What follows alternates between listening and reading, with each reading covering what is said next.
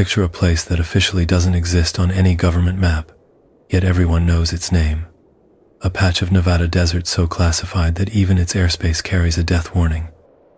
For over 70 years, Area 51 has sparked more theories than perhaps any location on Earth, from revolutionary aircraft to things that supposedly fell from the sky one night in 1947. Tonight we're asking the question that's haunted conspiracy theorists and aviation enthusiasts alike. What's actually inside those guarded hangars? What do the workers see when they clock in each morning?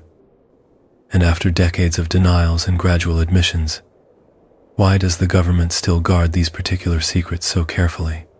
Before we begin tonight's journey, take a moment to like this video and subscribe, but only if you truly enjoy exploring mysteries with us. And I'd love to know where you're tuning in from and what time it is for you right now. It's always fascinating to see listeners joining from every corner of the world. Now dim the lights, maybe turn on a fan for that soft background hum, and let's ease into tonight's journey together. Picture this. You're driving through the Nevada desert as the sun begins to set behind distant mountains. Miles of empty roads stretch ahead, nothing but sagebrush and silence. Then you see them. The signs: restricted area, no trespassing, photography prohibited, use of deadly force authorized. That last one stops you cold. In all of America, there's only one government facility that posts those exact words. Only one place where stepping across an invisible line in the sand could end your life. Welcome to the edge of Area 51. For over 70 years, this remote patch of Nevada desert has captured imaginations worldwide. Some say it houses recovered alien spacecraft, their secrets slowly unraveled by government scientists. Others insist it's simply where America tests its most advanced military aircraft, hidden from prying eyes and foreign spies. But everyone agrees on one thing: something extraordinary happens behind those fences. The facility sits in the middle of nowhere for good reason. Groom Lake, as it's officially known, lies within the Nevada Test and Training Range, surrounded by thousands of square miles of restricted airspace. The nearest town is a tiny settlement called Rachel, population 54 on a good day. Most days, the only signs of life are the surveillance cameras, mounted on distant hillsides, their lenses tracking any movement along the perimeter. Those cameras see everything. Motion sensors buried in the desert floor detect the slightest footstep. Somewhere in underground bunkers, security personnel monitor banks of screens showing every approach to the facility. They know you're coming long before you know they're watching.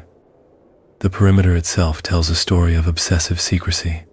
Orange posts mark the boundary every few hundred feet, topped with sensors and warning signs in multiple languages. Beyond them, the desert looks empty. Deceptively empty. Military personnel in desert camouflage patrol the area in unmarked white trucks. Local UFO watchers call them the Camo Dudes. They carry weapons and have legal authority to detain anyone who crosses the line. But what exactly are they protecting? From public records, we know Area 51 began operations in 1955. The Central Intelligence Agency chose the location for testing the U-2 spy plane, a high-altitude reconnaissance aircraft designed to photograph Soviet military installations from 70 feet above the Earth. The remote location provided perfect cover for secret flights over enemy territory. At least, that's the official story. The timing raises questions. Why did UFO sightings spike dramatically in Nevada during the 1950s, exactly when Area 51 began operations? Government officials explained the phenomena away as misidentified aircraft. High-altitude test flights, they said, could easily be mistaken for flying saucers when glimpsed from the ground. Weather balloons accounted for the rest. Some researchers suggest a different possibility. Perhaps the UFO explanation was encouraged, even preferred, by military officials. After all, what better cover story for secret aircraft testing than letting people believe they'd witnessed visitors from another world? But others point to witness testimonies that describe craft performing maneuvers no earthly aircraft could achieve. Sudden stops in mid-flight, right-angle turns at impossible speeds, vehicles that seem to hover without visible means of propulsion. The desert holds its secrets close. Over the decades, the facility has grown exponentially. Satellite imagery shows massive construction projects that appear overnight. Runways that stretch for miles across the dry lake bed. Hangars large enough to house aircraft the size of football fields. Underground excavation projects that move millions of tons of earth, leaving no visible trace on the surface. Workers arrive each morning on unmarked flights from Las Vegas. Planes locals call Janet flights after their tail code. The passengers board buses with tinted windows for the final journey across the desert. They return the same way each evening, bound by security oaths that could land them in federal prison if broken. What do they see during those carefully regulated workdays? What projects require such extreme measures to keep hidden? Former employees who've spoken publicly describe an atmosphere of compartmentalized secrecy. Workers know only what they need to know for their specific assignments. Even janitors sign non-disclosure agreements. Even cafeteria staff undergo extensive background checks. The few who've broken their silence tell stories that defy easy explanation. They speak of aircraft that seem to float without engines, of materials that appeared to bend light around them, of technologies that challenged everything they thought they knew about physics and engineering. Military officials dismiss such accounts as misunderstood conventional aircraft or the fantasies of attention-seeking former employees. But the testimonies share remarkable consistency across decades of independent witnesses. The desert sky above Area 51 tells its own story. Pilots report being escorted away from the restricted airspace by unmarked fighter jets. Commercial airline crews describe seeing lights that move in ways that violate basic principles of aerodynamics. Air traffic controllers confirm objects on radar that appear and disappear without explanation. Night brings its own mysteries. Photographers with telephoto lenses capture strange lights dancing across the desert floor. Sometimes the lights move in formation, like a squadron of aircraft. Other times they hover motionless for hours, then vanish in an instant. Local residents in tiny Rachel have grown accustomed to the sounds. The rumble of conventional jet engines is familiar after decades of aircraft testing. But sometimes other sounds drift across the desert, sounds that don't match any known aircraft. Sounds that seem to come from everywhere and nowhere at once. The questions multiply with each passing year. Why does the most transparent democracy in human history maintain such absolute secrecy around a single facility? What technologies require security measures more extreme than those protecting nuclear weapons? Why do satellite images show construction projects that seem to serve no publicly acknowledged purpose? Perhaps the answers lie in the simple human hunger for mystery. In a world where satellites can photograph your backyard and internet searches reveal almost any fact, Area 51 remains genuinely unknown. It represents one of the last places on Earth where secrets might still exist, where the impossible might still be possible. The desert doesn't judge. It simply waits under an endless canopy of stars, keeping its silence about whatever lies behind those restricted signs. Whether alien technology or advanced aircraft, recovered spacecraft, or revolutionary propulsion systems, the truth remains locked away in the Nevada night. But to understand why this desert became the world's most secretive patch of Earth, we need to go back to the year the cover story began. The year was 1955. President Eisenhower sat in the Oval Office, reviewing classified reports about Soviet nuclear capabilities. Across the world, behind the Iron Curtain, military installations bristled with new weapons that could reshape the balance of power. America needed eyes in the sky, a way to see what the enemy was building without starting World War III. The solution came from a team of engineers working for Lockheed Corporation. They proposed an aircraft unlike anything ever built. The U-2 would fly higher than any plane in history, so high that Soviet fighters couldn't reach it, so high that surface-to-air missiles would fall harmlessly short of their target. But where could such a revolutionary aircraft be tested in complete secrecy? The Central Intelligence Agency sent scouts across the American Southwest, searching for the perfect location.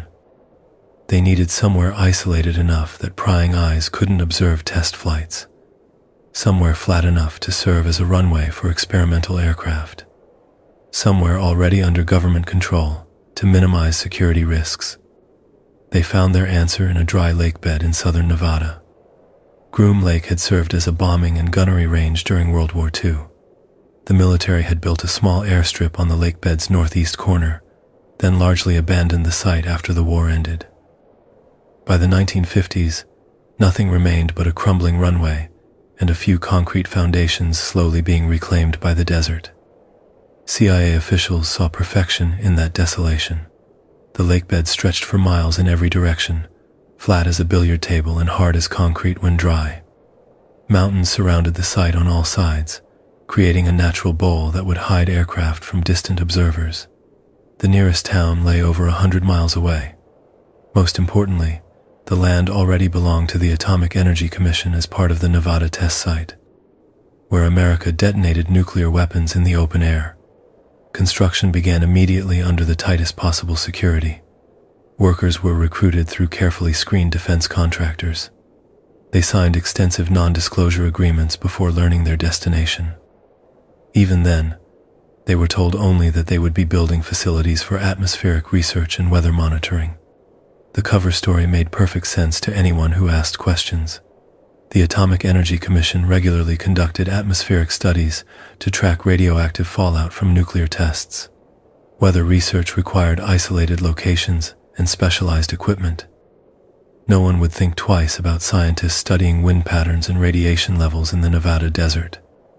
But the workers building the new facility saw things that didn't match the official explanation. Runways don't typically require reinforcement capable of supporting aircraft weighing hundreds of thousands of pounds. Atmospheric research doesn't usually need hangars large enough to house bombers. Weather monitoring rarely involves underground fuel storage tanks containing exotic aviation fuels that most workers had never heard of.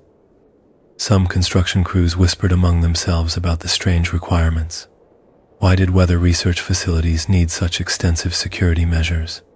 Why were certain buildings constructed with no windows and walls thick enough to stop artillery shells?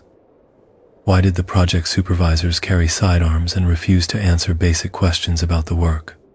The workers received their answers on a blazing hot morning in July 1955, when the first U-2 prototype arrived at Groom Lake. The aircraft looked like something from a science fiction movie. Its wings stretched impossibly long and thin, giving it the appearance of a metallic dragonfly. The fuselage was sleek and narrow, painted in a dark color that seemed to absorb light rather than reflect it. When the engines spooled up for taxi tests, they produced a sound unlike any conventional aircraft. Workers stopped what they were doing to stare as the strange craft rolled across the lake bed. Some later described feeling like they were witnessing the arrival of visitors from another world. The U-2 moved with an otherworldly grace, its wings flexing slightly as it gained speed. Its landing gear retracting into a body so streamlined it seemed to slip through the air without disturbing it. Then came the first test flights.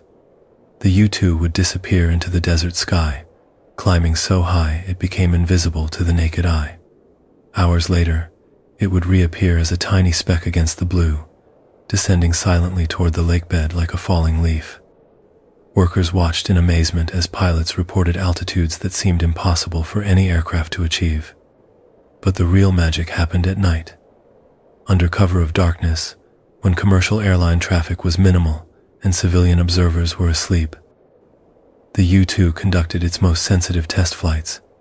The aircraft would climb to operational altitude and fly predetermined routes over the Nevada desert, testing cameras and navigation equipment that would soon photograph Soviet military installations from the edge of space.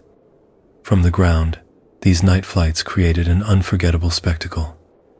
The U-2's exhaust would catch and reflect sunlight that no longer reached the Earth's surface, creating a brilliant contrail that glowed like molten silver against the star-filled sky. The aircraft itself appeared as a moving point of light, traveling at speeds and altitudes that defied conventional understanding of aviation. Local residents began reporting strange sightings almost immediately. Ranchers described seeing lights that moved in straight lines across the heavens, maintaining constant speed and altitude for hundreds of miles. Commercial pilots reported encounters with aircraft that appeared on their radar screens at impossible altitudes, traveling at velocities that no known aircraft could achieve. The government response was swift and predictable. Officials from the Civil Aeronautics Administration explained the sightings as misidentified weather balloons, atmospheric phenomena, or the planet Venus viewed through unusual atmospheric conditions.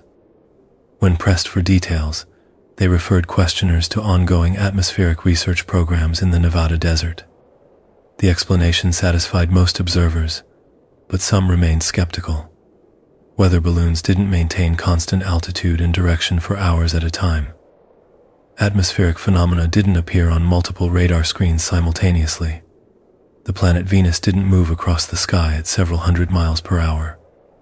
A few persistent researchers began connecting the dots between increased UFO sightings and the mysterious atmospheric research, supposedly taking place at a facility that didn't officially exist. They noticed that sighting reports clustered around specific areas of Nevada airspace.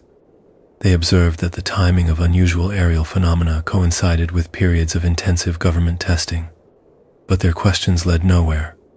The atmospheric research explanation held firm, supported by official denials and classified security measures that made independent investigation virtually impossible.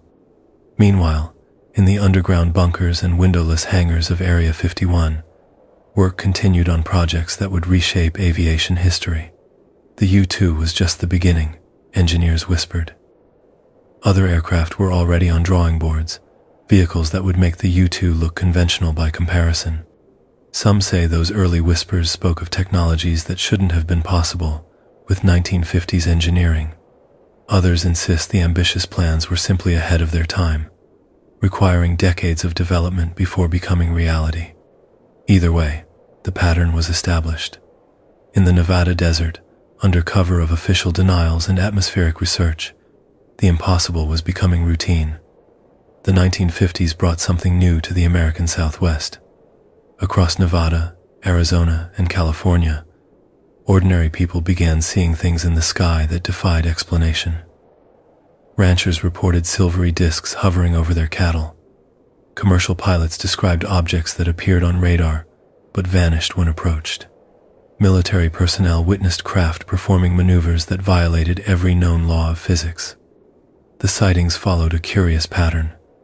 They clustered around military installations, nuclear facilities, and restricted airspace.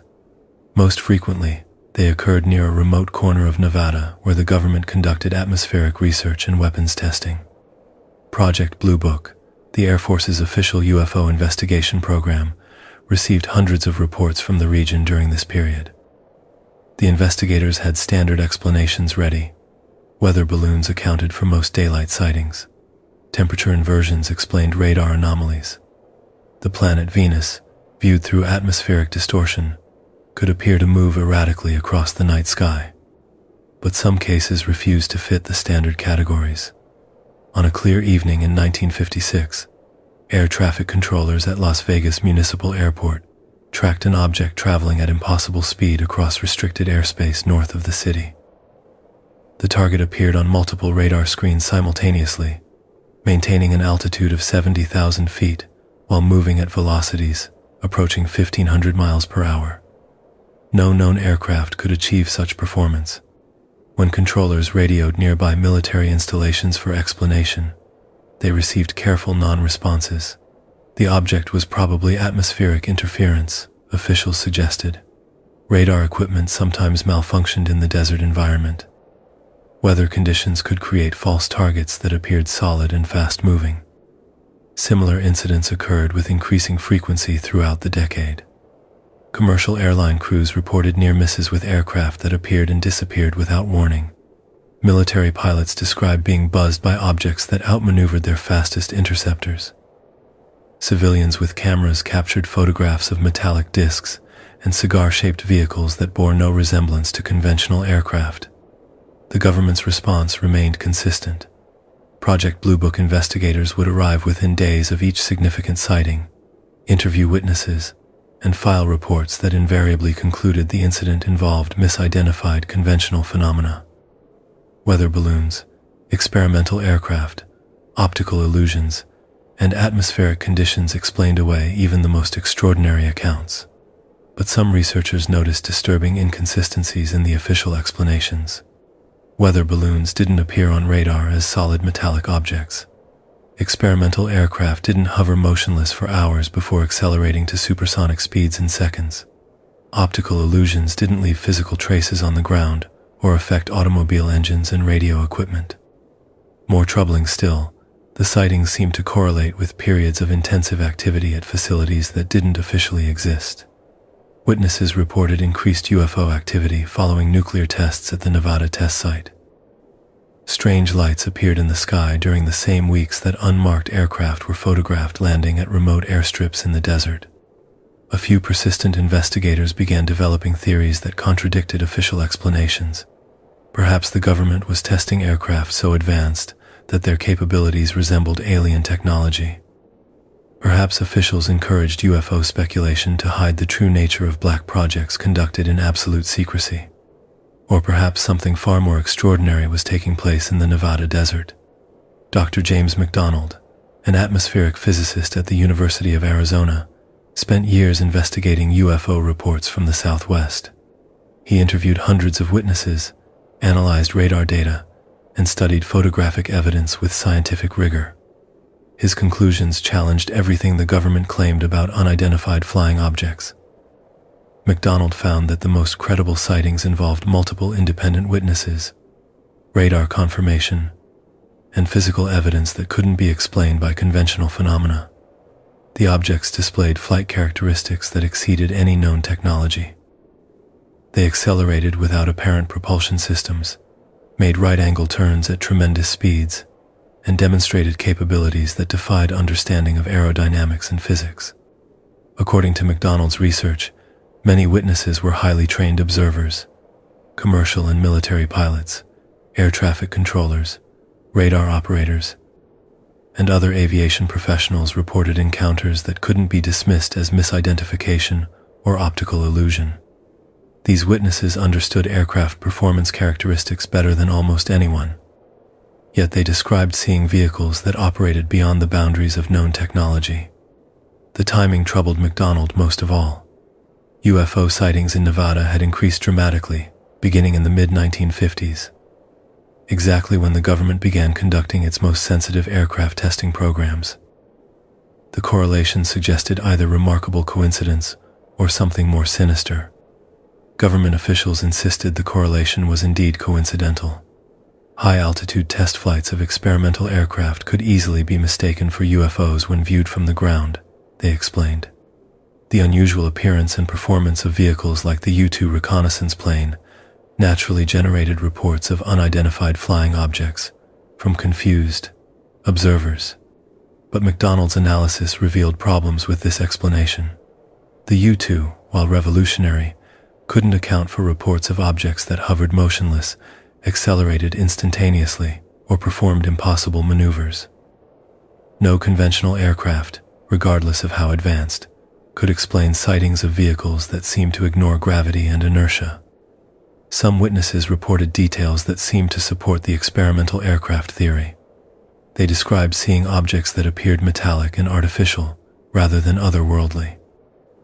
The craft moved with purpose and intelligence, following flight patterns that suggested controlled navigation rather than random wandering. Some sightings occurred in formations, like squadrons of military aircraft conducting training exercises. Other accounts suggested something far stranger than secret weapons testing. Witnesses described objects that seemed to respond to human presence, approaching vehicles and aircraft as if investigating the observers. Some reported communication attempts, with unknown craft signaling using patterns of lights that suggested intelligence and intent. The most disturbing reports came from military personnel stationed at facilities near Area 51. Several radar operators described tracking objects that demonstrated impossible performance characteristics. The targets would appear suddenly at extreme altitudes, hover motionless for extended periods, then accelerate to velocities that exceeded anything in the military inventory, before vanishing from screens entirely. According to some accounts, military commanders issued direct orders forbidding discussion of such incidents. Personnel who filed reports about extraordinary aerial encounters found their security clearances suspended and their careers effectively ended. The message was clear. Some sightings were too sensitive for official acknowledgement. As the 1950s drew to a close, the pattern had become unmistakable. Something unprecedented was happening in Nevada airspace, something that required the highest levels of government secrecy to conceal. Whether experimental aircraft or recovered alien technology, the truth remained hidden behind layers of classification and official denial. The desert kept its secrets, but the questions multiplied with each unexplained sighting. What flew through those restricted skies? Who controlled the mysterious craft? And why did the government work so hard to convince the public that nothing unusual was happening? The answers, if they existed, lay somewhere beyond the warning signs and razor wire that surrounded America's most secret facility. In the early hours of a desert morning in 1960, something extraordinary took flight from the secret runways of Area 51. Workers who witnessed that first test flight would later struggle to find words for what they saw. The aircraft didn't just look advanced.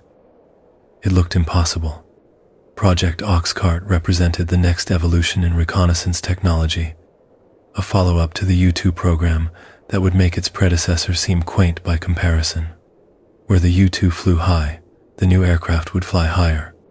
Where the U-2 flew fast, this machine would fly faster than anything ever built.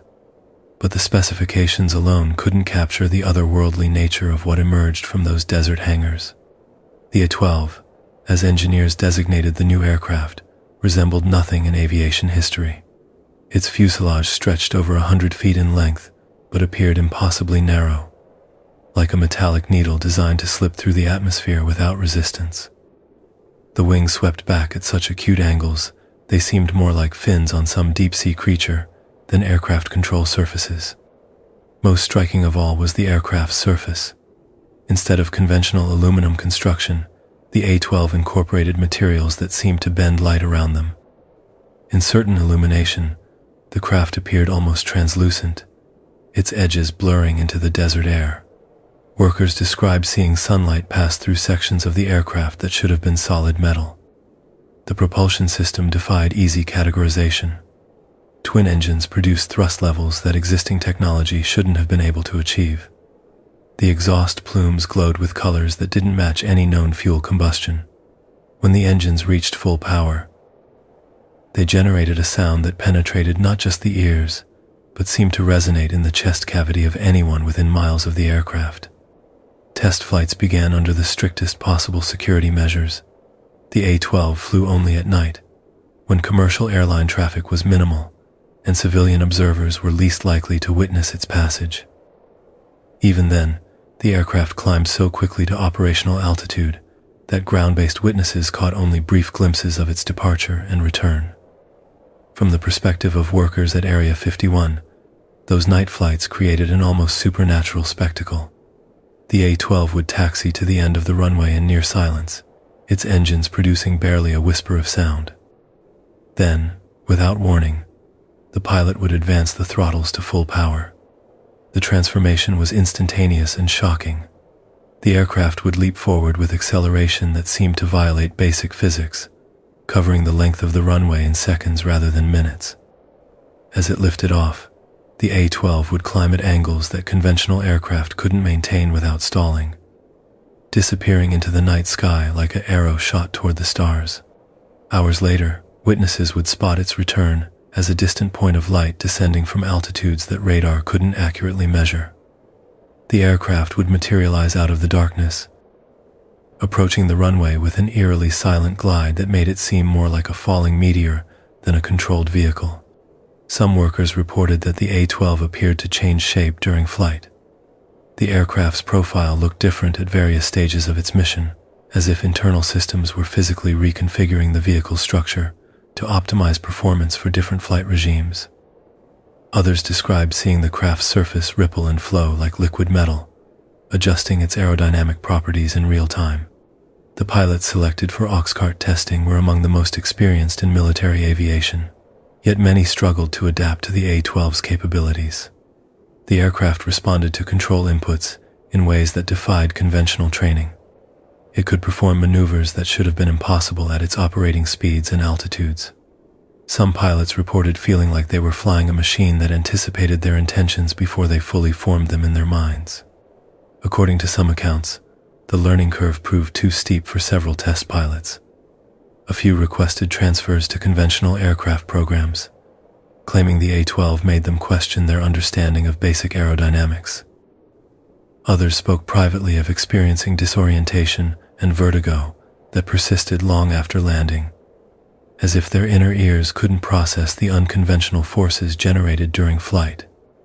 The aircraft's performance capabilities gradually became apparent through months of testing. The A-12 could sustain speeds exceeding 3 times the speed of sound at altitudes approaching 90,000 feet. It could cross the continental United States in under an hour. Most remarkably, it seemed to become more stable and controllable as it approached its maximum performance envelope, contrary to every principle of conventional aircraft design. Ground crews working on the A-12 discovered additional anomalies that challenged their technical understanding. The aircraft's skin temperature remained surprisingly cool, even after extended high-speed flights. Internal components showed no signs of stress or wear, despite operating under conditions that should have destroyed conventional materials. Some maintenance personnel reported that damaged sections of the aircraft appeared to repair themselves between flights, though official records contain no mention of such observations.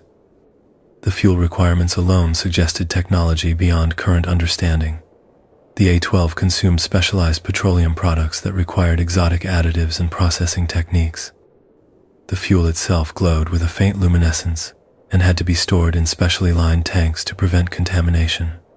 Workers handling the fuel reported that it felt different from conventional aviation fuels, more viscous and somehow alive.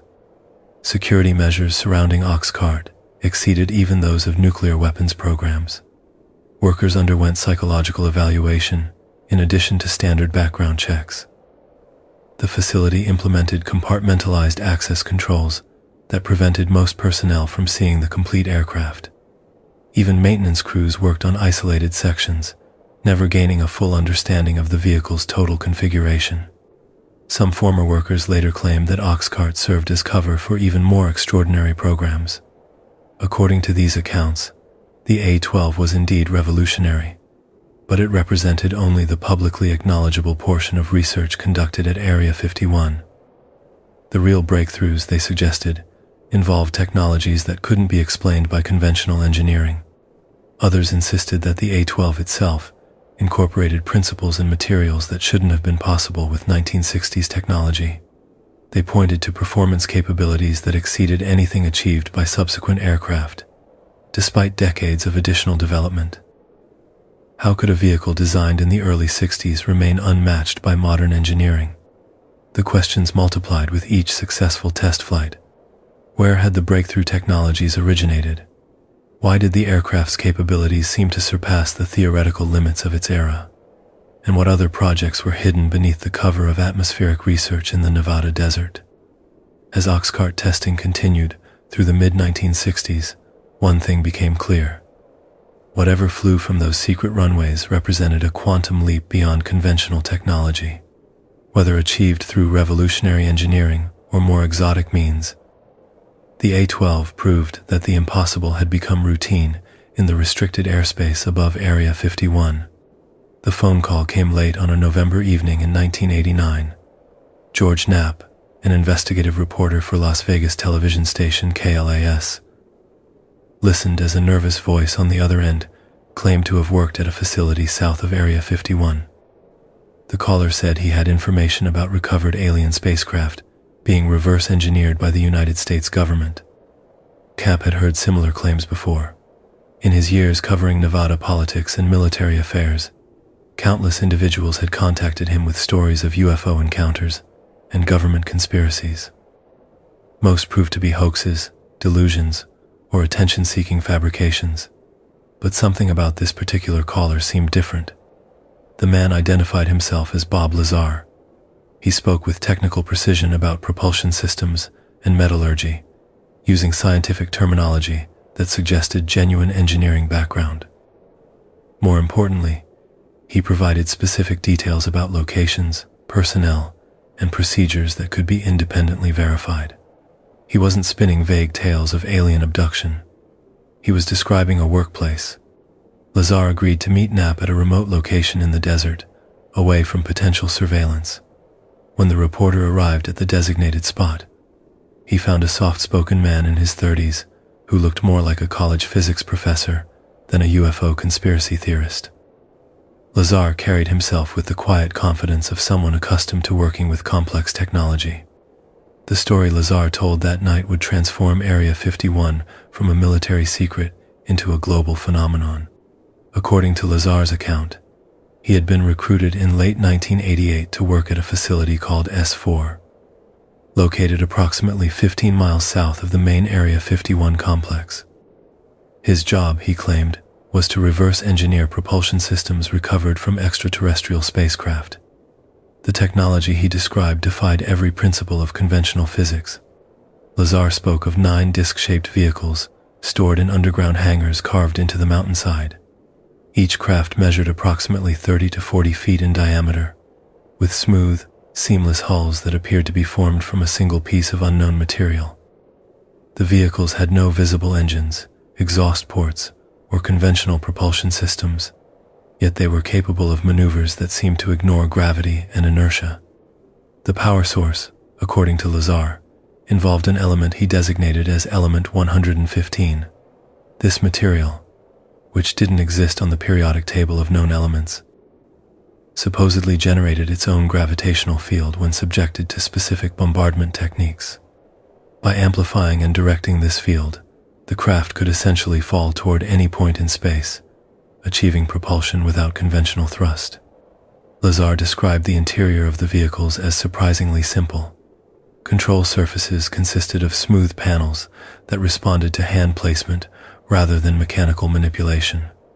The pilot seats were sized for beings smaller than adult humans, with proportions that suggested the original operators stood approximately 4 feet tall, with unusually long arms and enlarged craniums.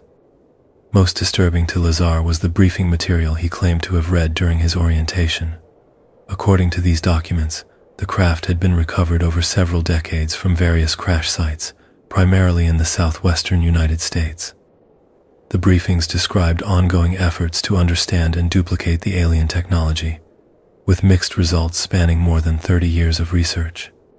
The work environment at S4, as Lazar described it, combined cutting-edge laboratory facilities with security measures that exceeded anything in conventional government programs. Scientists worked in complete isolation, forbidden from discussing their assignments with colleagues working on adjacent projects.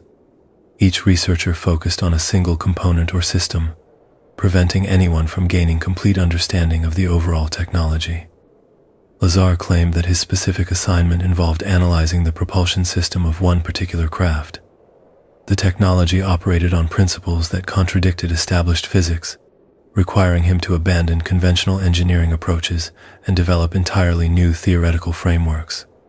The experience proved both fascinating and deeply frustrating, as the alien systems seemed to function through mechanisms that human science couldn't adequately explain. According to his account, Lazar witnessed test flights of the recovered craft on several occasions. The vehicles would emerge from underground hangars and hover silently above the desert floor. They could accelerate from stationary to tremendous speeds instantaneously, change direction without apparent regard for momentum, and disappear from sight in ways that suggested technologies beyond human understanding. The psychological impact of working with such revolutionary technology proved overwhelming for many researchers, Lazar claimed. Several colleagues suffered nervous breakdowns after extended exposure to systems that challenged their fundamental understanding of reality. Others requested transfers to conventional programs, unable to cope with the cognitive dissonance of working with impossible devices. Lazar's own tenure at S4 ended abruptly in 1989, when security personnel discovered he had brought friends to observe test flights from a distance, outside the restricted perimeter. This violation of security protocols resulted in his immediate dismissal and threats of prosecution if he ever discussed his work publicly. Despite these threats, Lazar decided to go public with his story. He contacted George Knapp and agreed to appear on television, initially with his identity concealed. The interviews, broadcast in November 1989, created an immediate sensation throughout the UFO research community and beyond. Government response to Lazar's revelations followed a predictable pattern. Military officials denied that any facility called S4 existed. They insisted that no alien technology was being studied at any government installation. Lazar's educational and employment background came under intense scrutiny, with officials claiming that records of his alleged degrees and previous work could not be verified. Attempts to discredit Lazar extended beyond simple denials. Investigators discovered that transcripts from universities where he claimed to have studied had been altered or destroyed. Employment records from scientific institutions where he said he had worked were missing or incomplete. Even his birth certificate and social security records showed suspicious gaps and inconsistencies. Supporters argued that the systematic erasure of Lazar's background actually supported his credibility. Why would the government invest such effort in discrediting someone telling obvious lies? The thoroughness of the debunking campaign suggested that Lazar possessed genuine knowledge that officials desperately wanted to suppress. Skeptics countered that Lazar's story contained scientific impossibilities and factual errors that undermined his credibility. Element 115, they noted, could not exist in stable form according to established nuclear physics. The propulsion systems he described violated conservation of energy and other fundamental laws. His description of alien biology contradicted evolutionary principles. The debate continues more than 3 decades later.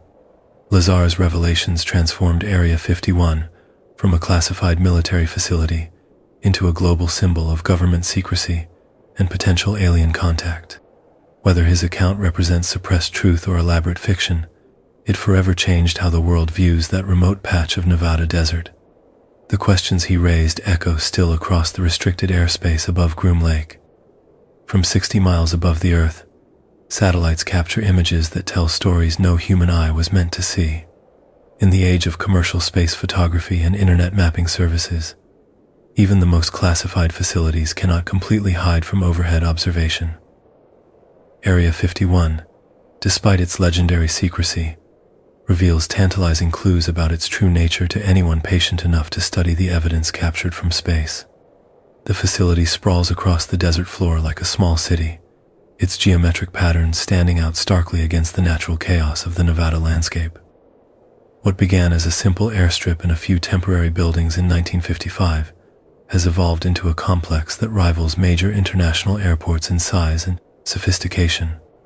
The runways tell their own story of expanding ambitions and evolving requirements. The original strip, built for U-2 testing, stretched 5,000 feet across the dry lake bed. By the 1970s, extensions had doubled that length. Today, satellite imagery reveals runways exceeding 23,000 feet, longer than almost any civilian airport in the world. Such extraordinary runway length serves no purpose for conventional aircraft. Commercial jetliners rarely require more than 10,000 feet for takeoff and landing, even when fully loaded. Military fighters typically need even less. The massive runways at Area 51 suggest aircraft with performance characteristics that demand unprecedented landing and takeoff distances. But the runways represent only the most visible portion of the facility's infrastructure. Scattered across the complex are dozens of structures whose purposes remain mysterious to outside observers. Hangars large enough to house multiple commercial aircraft sit alongside buildings with no windows and walls thick enough to suggest blast-resistant construction. One structure in particular draws attention from satellite image analysts. Hangar 18, as researchers have designated it, measures over 700 feet in length and nearly as wide. The building appears capable of housing aircraft with wingspans approaching the size of the largest cargo planes ever built. Yet no known program requires such massive enclosed spaces for aircraft maintenance or storage. Security measures visible from space reveal the extraordinary lengths taken to protect whatever happens within the facility. Marked by sensors and surveillance equipment that create an invisible dome of observation over the entire complex. Roads leading to the facility disappear into underground tunnels, suggesting that even routine traffic arrives and departs without surface observation. Motion detectors buried throughout the surrounding desert create detection fields that extend far beyond the official boundaries of the restricted area. These sensors, visible in high-resolution imagery, as small geometric patterns in the sand can detect footsteps from miles away. Anyone approaching the facility on foot triggers alarms long before reaching the perimeter fence. Underground construction presents the most intriguing puzzle for satellite analysts. Time-lapse photography reveals massive excavation projects that move millions of cubic yards of earth and rock. Yet the excavated material disappears without creating corresponding piles of debris on the surface. The implication suggests extensive subterranean construction that extends far below the visible facility. Some excavation projects span years of continuous work, with heavy machinery operating around the clock to remove material from underground locations. The scale of these operations rivals major mining projects, yet no mining permits have been issued for the area. What requires such massive underground excavation remains officially unexplained. Electrical infrastructure provides additional clues about the facility's true energy requirements. Power lines feeding the complex carry capacity sufficient for a medium-sized city, far exceeding the needs of conventional aircraft testing and maintenance. Several substations visible in satellite imagery suggest power distribution systems designed for extremely high-energy applications. Some analysts point to unusual heat signatures captured by thermal imaging satellites during certain periods of facility operation. These signatures suggest energy consumption that peaks during specific operational windows, typically during late-night hours when most conventional activities would be dormant. The thermal patterns don't match those of normal aircraft engine testing or facility heating systems. Water usage presents another anomaly. Despite the desert location, the facility maintains extensive water storage and treatment capabilities. Pipelines visible in satellite imagery suggest consumption levels that exceed typical requirements for aircraft maintenance, firefighting, and personnel support. Some researchers speculate about industrial processes that might require such substantial water resources. Transportation systems serving the facility operate under their own veil of secrecy. The famous Janet flights, unmarked passenger aircraft that ferry workers from Las Vegas to Area 51 each morning, follow flight patterns designed to minimize observation from the ground. The planes use call signs that change regularly and fly routes that avoid populated areas whenever possible. Ground transportation relies heavily on underground tunnels that connect the main facility to outlying structures. These tunnels, visible in satellite imagery as straight lines of disturbed earth, suggest a distribution network that allows movement of personnel and materials without surface observation. Some tunnels extend for miles into the surrounding mountains, raising questions about what requires such elaborate concealment.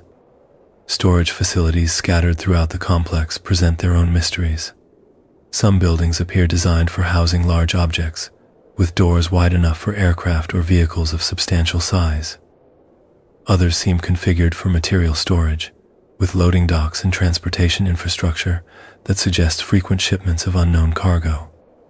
The most puzzling structures are those that appear to serve no conventional purpose. Several buildings lack obvious access points, suggesting entry through underground connections. Others have been photographed with their roofs temporarily removed, revealing internal spaces that appear empty, yet are maintained with the same security measures as active facilities. Construction projects continue to expand the facility's footprint with each passing year. New buildings appear regularly in satellite imagery, often constructed with unusual speed and completed overnight. The rapid construction suggests prefabricated components assembled with practiced efficiency, as if the facility routinely expands to accommodate new projects. Security patrols visible in high-resolution imagery reveal the human dimension of the facility's protection systems. Guards in desert camouflage vehicles follow predetermined routes that maintain observation over every approach to the complex. Their patrol patterns suggest coordination with electronic surveillance systems to create overlapping fields of detection and response. The accumulated evidence from decades of satellite observation paints a picture of a facility far more complex and active than official acknowledgments suggest.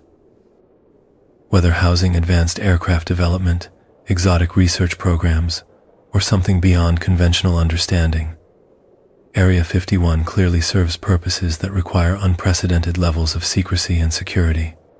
The desert keeps its secrets, But the eyes in the sky continue watching, capturing fragments of truth that may someday reveal what lies hidden beneath those massive hangars and underground installations. From space, the questions multiply with each new image, each unexplained structure, each mysterious excavation that disappears into the earth without explanation. Beneath the desert floor of Nevada, some say an empire stretches into the earth's depths that dwarfs anything visible on the surface, while satellite imagery reveals hangars, runways, and security installations. Alleged insider accounts describe a vast underground complex that extends dozens of levels below ground, connected by high-speed transit systems and powered by energy sources that defy conventional understanding. The stories begin with workers who claim their daily routine included descending in elevators that dropped for what felt like miles into the earth. These accounts describe entry points disguised as ordinary maintenance buildings on the surface, containing elevator systems that required special clearance cards and biometric identification to operate. Some former employees speak of descending 40 levels or more below ground, traveling depths that would place them nearly half a mile beneath the Nevada desert. According to these testimonies, the underground sections of Area 51 represent the facility's true heart, while surface operations provide cover and handle conventional aircraft testing. The most sensitive projects allegedly take place in subterranean laboratories and hangars carved from solid rock. The scale of this underground construction, if accurate, would represent one of the largest engineering projects in human history.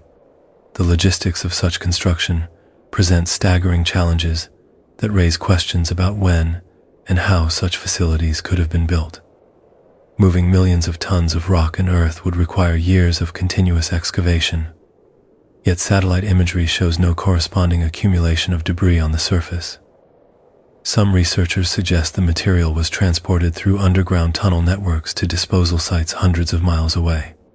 Construction techniques for underground facilities of this alleged magnitude would require technologies and resources typically associated with major metropolitan infrastructure projects. The engineering challenges include ventilation systems capable of providing fresh air to facilities miles below ground, electrical systems that could power underground cities, and structural supports strong enough to prevent cave-ins under tremendous geological pressure. Former workers who claim knowledge of the underground sections describe transportation systems that sound more like science fiction than conventional engineering. High-speed trains allegedly connect different levels and sections of the facility, allowing rapid movement of personnel and materials across vast underground distances. These transit systems supposedly operate silently through vacuum tubes, achieving speeds that would make surface travel seem primitive by comparison. Some accounts describe underground hangars large enough to house aircraft with wingspans exceeding anything ever built. These subterranean storage areas allegedly contain multiple levels, with aircraft suspended from ceiling-mounted systems that allow efficient use of vertical space. The hangars reportedly connect to the surface through elevator systems, capable of lifting fully assembled aircraft from underground storage to surface runways. The alleged underground complex supposedly includes complete living facilities for personnel who work on the most sensitive projects, residential quarters, dining facilities, recreational areas, and medical centers create a self-contained environment that allows workers to remain underground for extended periods without surface contact. Some testimonies describe underground communities where scientists and technicians live and work for months at a time. Power requirements for such extensive underground facilities would exceed the electrical consumption of major cities. The energy needed to operate elevator systems, ventilation equipment, lighting, and industrial machinery across dozens of underground levels would require power sources beyond conventional electrical generation. Some accounts suggest exotic energy technologies that provide virtually unlimited electrical capacity for underground operations. Climate control for underground facilities presents additional engineering challenges that conventional technology struggles to address. Maintaining comfortable temperatures and humidity levels in subterranean environments requires sophisticated heating, cooling, and air circulation systems. The deeper the facilities extend, the more complex these environmental control requirements become. According to some former workers, different levels of the underground complex house different types of projects. with security clearances determining how deep individual personnel can descend. The upper levels allegedly handle conventional military research and development, while progressively deeper levels house increasingly exotic projects that require absolute secrecy and isolation from surface observation. Some testimonies describe underground manufacturing facilities capable of producing aircraft and equipment using technologies not available to conventional industry. These production areas supposedly operate with complete independence from surface supply chains, manufacturing components, and systems using raw materials and techniques that remain classified at the highest levels of government secrecy. The underground complex allegedly includes extensive storage areas for materials and equipment that cannot be kept on the surface. These storage facilities supposedly house everything from exotic metals and composites to completed aircraft and equipment, awaiting deployment or further testing. The storage areas reportedly extend through multiple levels, with climate-controlled environments for sensitive materials. Communication systems for underground facilities would require sophisticated technology to maintain contact with surface operations and external commands. Some accounts describe communication networks that operate through methods beyond conventional radio and telephone systems, using technologies that remain classified for national security reasons. These systems allegedly provide instantaneous communication between underground levels and facilities around the world. Medical facilities in the underground complex supposedly include capabilities for treating exposure to exotic materials and technologies that might affect human health. Unprecedented ways. These medical centers allegedly maintain specialized equipment for dealing with biological effects of advanced propulsion systems, unknown materials, and other hazards associated with reverse engineering projects. The psychological impact of working in such extensive underground environments reportedly affects many personnel assigned to deep-level projects. Some former workers describe feelings of disorientation and claustrophobia that persist long after returning to surface assignments. Others speak of the surreal experience of working in artificial environments so far removed from natural light and weather that time seems to lose meaning. Security measures for underground facilities supposedly exceed even the extreme precautions visible on the surface. Access to different levels requires progressively higher clearances, with some areas accessible only to personnel who undergo extensive psychological evaluation and continuous monitoring. Some accounts describe security measures that include memory modification techniques to prevent unauthorized disclosure of underground activities. Waste disposal for underground operations presents challenges that conventional facilities rarely face. The alleged underground complex supposedly includes sophisticated waste processing systems, capable of handling everything from ordinary garbage to exotic materials that require special containment and disposal procedures.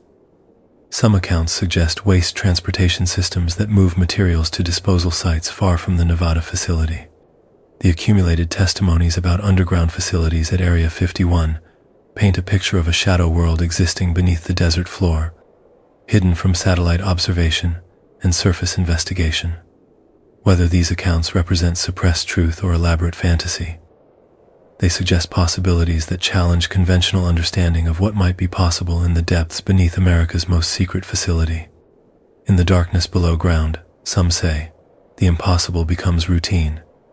Deep within the alleged underground laboratories of Area 51, some say the most extraordinary reverse engineering project in human history has been underway for decades. Former workers who claim knowledge of these programs describe efforts to understand and duplicate technologies that operate on principles unknown to conventional science. The materials and devices allegedly recovered from crashed extraterrestrial craft present challenges that have pushed human understanding to its absolute limits. The core challenge, according to these accounts, lies in analyzing technologies that appear to violate fundamental laws of physics, materials that seem lighter than air yet stronger than steel, propulsion systems that generate thrust without expelling reaction mass, energy sources that produce enormous power from unknown mechanisms. Each component recovered from alleged crash sites presents puzzles that conventional engineering cannot solve. Bob Lazar's public descriptions of Element 115 represent only the beginning of what former workers claim to have encountered in underground research facilities. According to some testimonies, scientists have cataloged dozens of exotic materials with properties that existing chemistry cannot explain. These substances allegedly demonstrate characteristics that challenge basic understanding of atomic structure and molecular behavior. Some materials reportedly exhibit what researchers describe as programmable matter properties. Under certain conditions, these substances can apparently change their physical characteristics on command, shifting from solid to liquid states, altering their density, or modifying their electrical conductivity. The mechanisms controlling these transformations remain completely unknown to human science. Memory metals represent another category of materials that allegedly defies conventional understanding. These substances supposedly return to predetermined shapes after being deformed, but their behavior goes far beyond anything achieved by earthly materials science. Some accounts describe metals that seem to remember complex three-dimensional configurations and can reshape themselves into intricate forms without external energy input. The propulsion technologies, allegedly recovered from extraterrestrial craft, present even greater challenges for reverse engineering efforts. According to insider testimonies, these systems generate thrust through mechanisms that appear to manipulate gravitational fields rather than relying on conventional reaction engines. The absence of exhaust ports, fuel tanks, or obvious energy sources suggests propulsion principles that operate outside known physics. Attempts to understand these propulsion systems allegedly led researchers down theoretical paths that challenge fundamental assumptions about space, time, and energy. Some accounts describe breakthrough moments when scientists realized that the alien technology operates by creating localized distortions in space-time itself, essentially allowing craft to fall toward their intended destinations rather than being pushed by conventional thrust. The energy sources powering these alleged alien technologies present their own mysteries that conventional science struggles to address. Some devices reportedly draw power from unknown sources that provide virtually unlimited energy output without fuel consumption or waste heat generation. The absence of batteries, generators, or other recognizable power systems suggests energy technologies that tap into forces beyond current human understanding. Control systems allegedly recovered from extraterrestrial craft operate through interfaces that respond to thought patterns rather than mechanical manipulation. According to some testimonies, these neural interface technologies read the operator's intentions directly from brain activity, translating mental commands into vehicle responses without physical controls. Early attempts to operate these systems allegedly proved dangerous when human thoughts triggered unexpected reactions from alien technologies.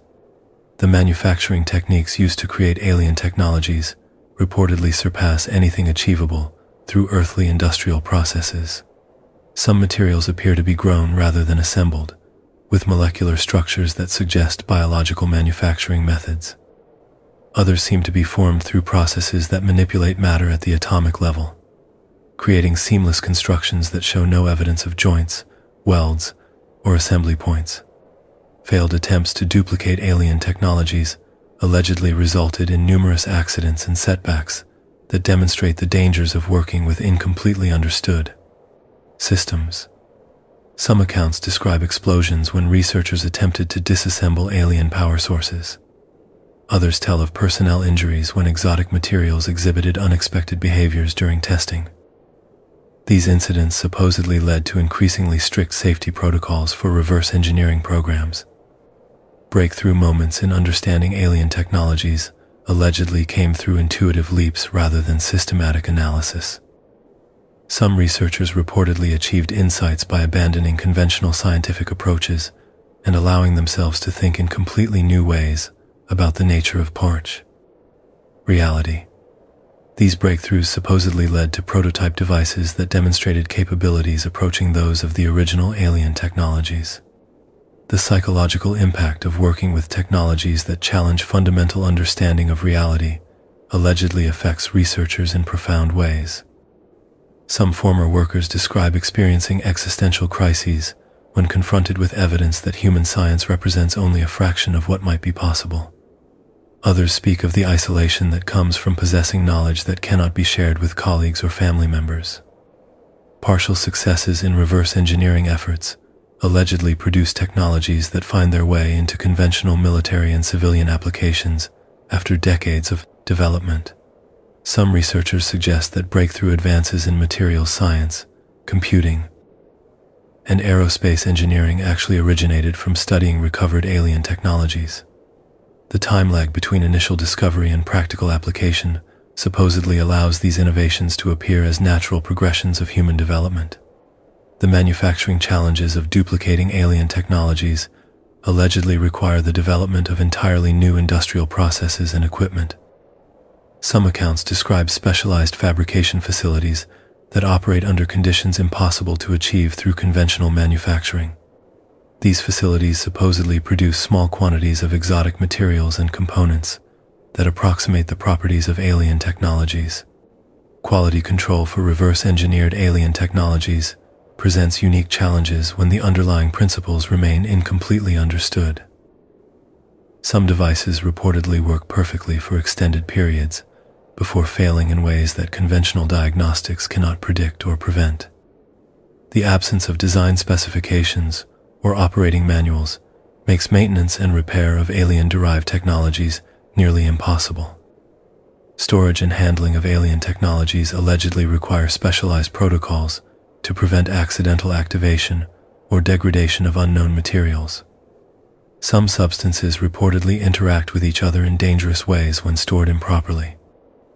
Others seem to respond to environmental factors like electromagnetic fields or temperature changes in ways that can trigger unexpected behaviors. The accumulated knowledge from decades of alleged reverse engineering efforts supposedly remains highly compartmentalized, with individual researchers knowing only fragments of the complete picture. This compartmentalization allegedly prevents any single person from gaining complete understanding of alien technologies while maintaining security through distributed ignorance.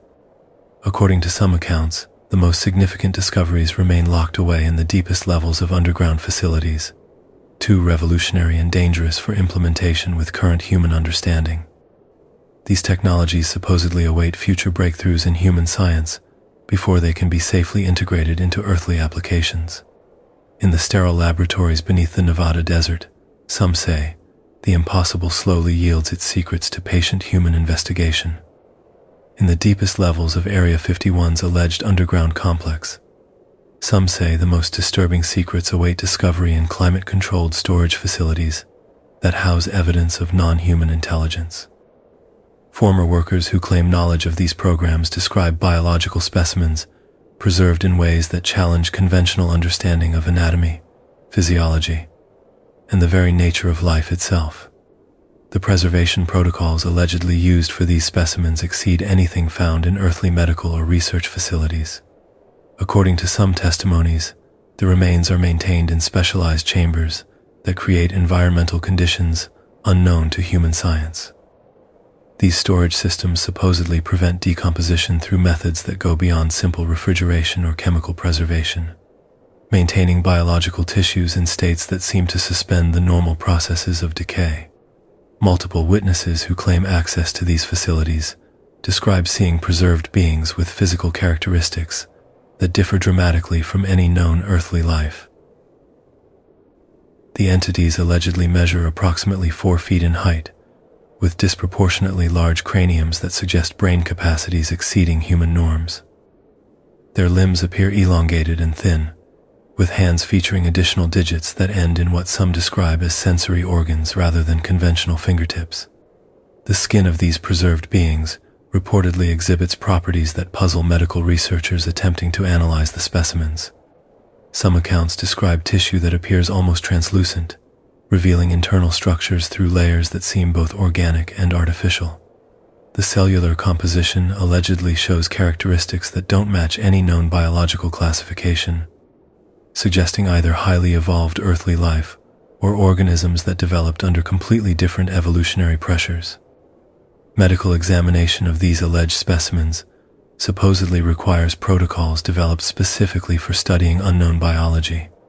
Conventional autopsy procedures prove inadequate when dealing with anatomical structures that don't correspond to any earthly life forms. Some researchers allegedly spent years developing new techniques for analyzing organisms whose basic biological functions remain completely mysterious. The cardiovascular systems of these preserved beings reportedly differ radically from human anatomy.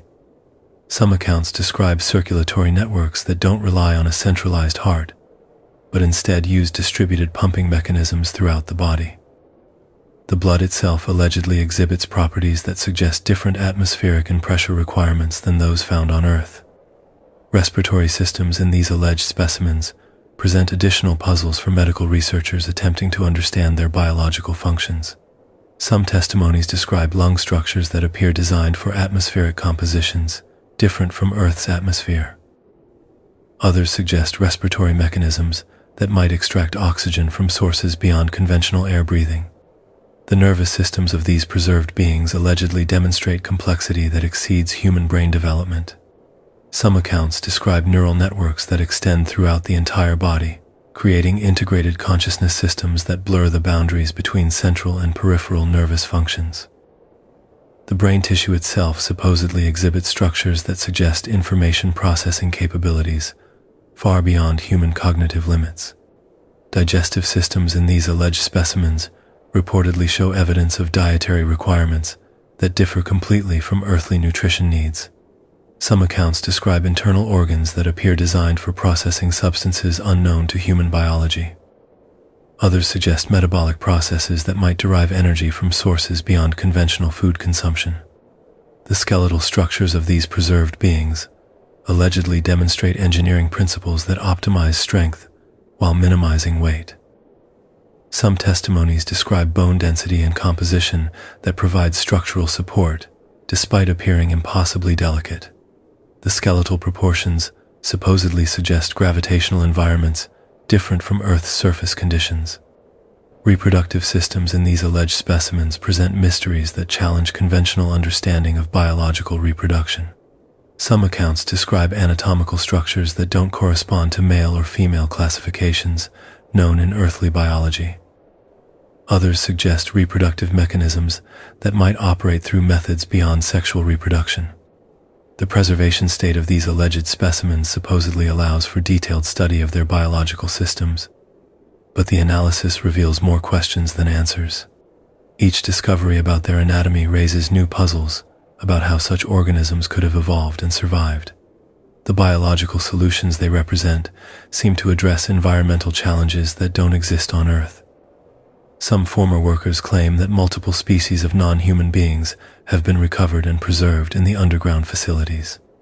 These different types allegedly show varying levels of biological sophistication, suggesting either different evolutionary stages or origins from different planetary environments. The variety of specimens supposedly indicates ongoing contact with non-human intelligence over extended periods. The psychological impact on medical personnel working with these alleged specimens supposedly proves overwhelming for many researchers. Some accounts describe staff members suffering emotional breakdowns when confronted with evidence that challenges their fundamental understanding of life and humanity's place in the universe. Others speak of the isolation that comes from possessing knowledge that cannot be shared with conventional medical communities. Research protocols for studying these alleged specimens supposedly include extensive psychological support for personnel exposed to the biological evidence. Some testimonies describe counseling programs designed to help researchers cope with the existential implications of their work. The psychological screening process allegedly selects only individuals capable of handling the emotional stress of studying non-human intelligence. Tissue samples from these preserved beings allegedly undergo analysis using techniques that push the boundaries of human scientific capability. Some accounts describe cellular structures that don't respond to conventional biological stains and examination methods. The molecular composition supposedly requires entirely new analytical approaches, developed specifically for studying unknown organic chemistry. Genetic analysis of these alleged specimens reportedly reveals DNA structures that differ fundamentally from earthly genetic codes. Some testimonies describe nucleotide sequences that use base pairs unknown to terrestrial biology. The genetic information supposedly suggests evolutionary pathways that developed under completely different environmental conditions. The organs of these preserved beings allegedly demonstrate efficiency levels that surpass anything found in earthly biology. Some accounts describe biological systems that perform multiple functions through integrated mechanisms that eliminate redundancy found in human anatomy. The physiological solutions they represent supposedly suggest millions of years of evolution under selective pressures unknown on Earth. Storage rotation procedures for these alleged specimens supposedly ensure their preservation for extended research periods.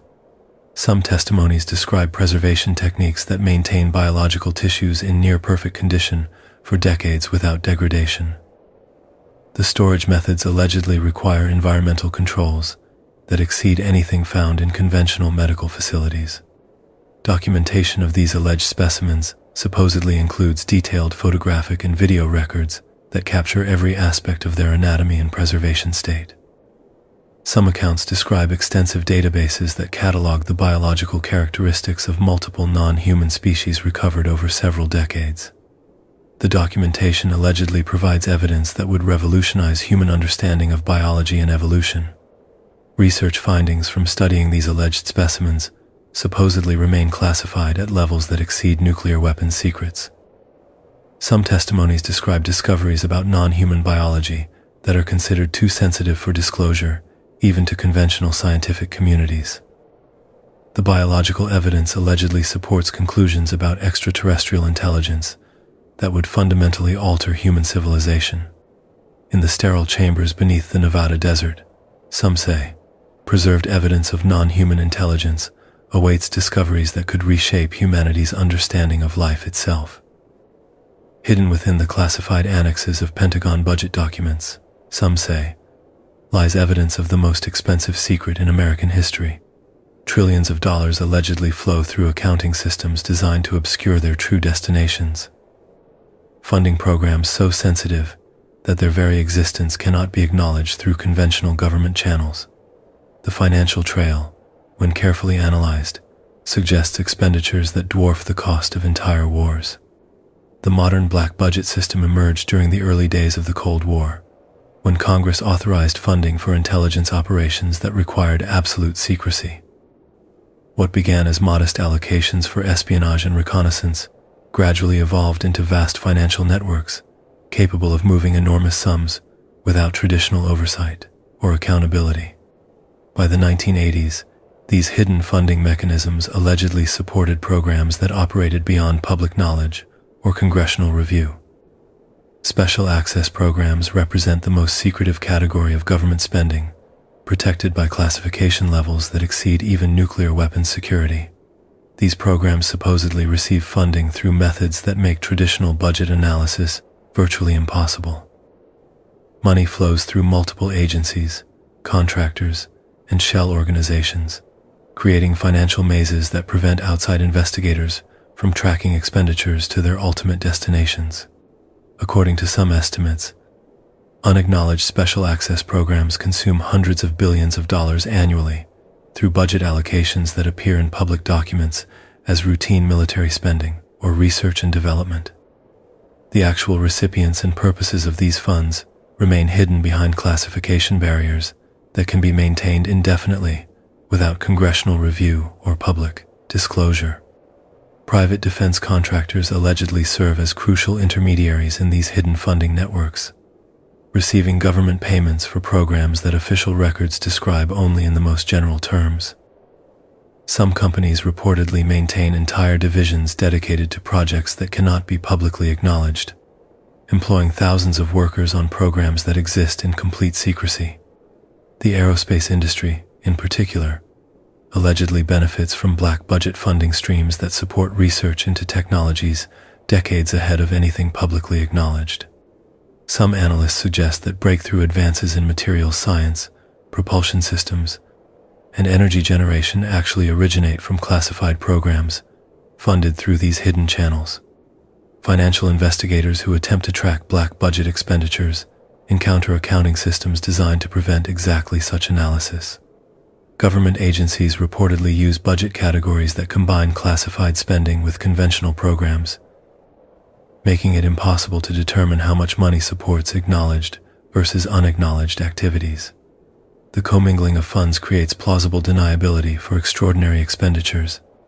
Some former government accountants claim that certain line items in defense budgets represent costs for programs that shouldn't exist, according to official statements. Maintenance contracts for aircraft that aren't publicly acknowledged. Fuel purchases for flight operations that official records deny. Personnel costs for facilities that supposedly conduct only atmospheric research. The energy requirements alone for alleged underground facilities at Area 51 would consume enormous financial resources if the testimonies about subterranean construction prove accurate. Excavating miles of underground tunnels and chambers would require heavy equipment operating continuously for years. The electrical infrastructure needed to power such extensive underground operations would rival that of major metropolitan areas. Construction costs for underground facilities allegedly approach those of major infrastructure projects like subway systems or underground military installations. Some estimates suggest that building the extensive subterranean complex described by former workers would require expenditures in the tens of billions of dollars, spread across multiple decades to avoid detection through conventional budget oversight. Specialized materials and equipment allegedly needed for reverse engineering programs would require procurement through channels that operate outside normal government. Contracting procedures. Some accounts describe purchases of exotic materials and precision instruments that cost millions of dollars per unit and require custom manufacturing by suppliers bound by extreme security agreements. Personnel costs for the most sensitive programs allegedly include premium pay scales that compensate workers for the psychological stress and security restrictions associated with classified assignments. Some former employees describe salary levels that significantly exceed those for comparable positions in conventional government or private sector employment. Security costs for protecting Area 51 and related facilities reportedly consume substantial portions of the black budget allocation for these programs. The surveillance equipment, personnel, and infrastructure required to maintain absolute secrecy around such extensive operations. Classified activities. Transportation costs for moving materials, equipment, and personnel between various classified facilities allegedly require specialized logistics networks that operate independently of conventional military or civilian systems. Some accounts describe dedicated aircraft fleets, secure shipping services, and communication systems that serve only the most sensitive programs.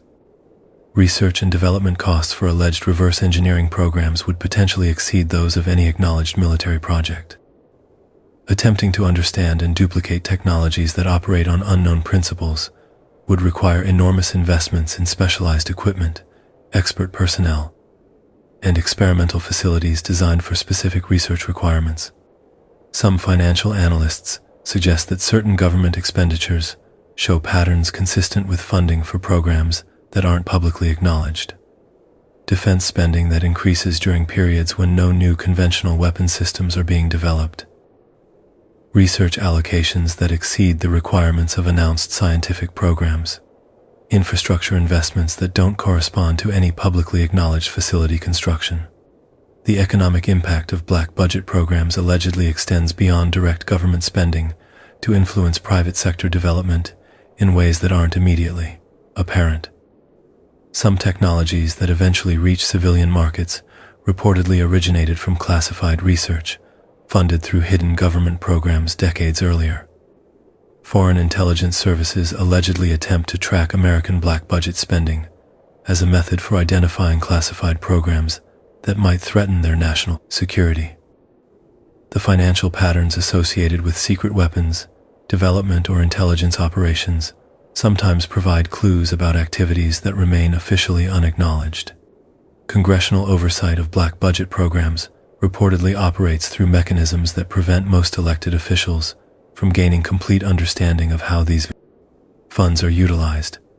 Even members of intelligence committees allegedly receive only summary information about the most sensitive programs, with detailed financial information restricted to a handful of individuals with appropriate clearances.